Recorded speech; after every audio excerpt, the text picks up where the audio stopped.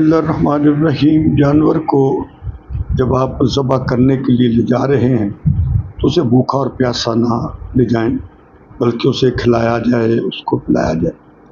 چھری کو خوب تیز کر لیا جائے، مگر چھری کو جانور کے سامنے تیز نہ کیا جائے، اور ایک جانور کو دوسرے جانور کے سامنے ذبح نہ کیا جائے۔ جب آپ جانور کو لٹا رہے ہیں تو قبلہ رخ اس کو لٹائیں، اور اس کے جب پاؤں باندھتے ہیں، ٹانگیں باندھتے ہیں، تو دایاں پاؤں جو ہے اس کو کھلا رہنے دیں۔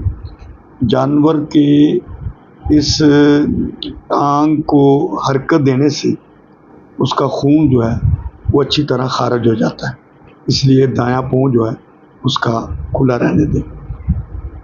کوشش کریں کہ جانور کو باوضو حالت میں آپ ذبح کریں، اور جانور میں جو آپ قربانی دے رہے ہیں اس میں اپنی نیت کو خالص رکھیں کہ اللہ، یہ جانور لیا بھی تیرے لیے تھا، تیری رضا کے لیے، اور اس کو میں ذبح بھی تیری رضا کے لیے کر رہا ہوں۔ ان صلاتی و نسکی و محیای و مماتی للہ رب العالمین۔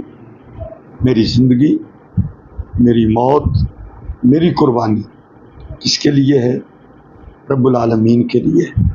تو سب سے بڑی اپنی نیت کو خالص رکھیں، اور جب چھری پھیر رہے ہوں تو اس وقت پڑھ لیں بسم اللہ اللہ اکبر، یہ پڑھ کر جانور پر آپ چھری پھیر دیں۔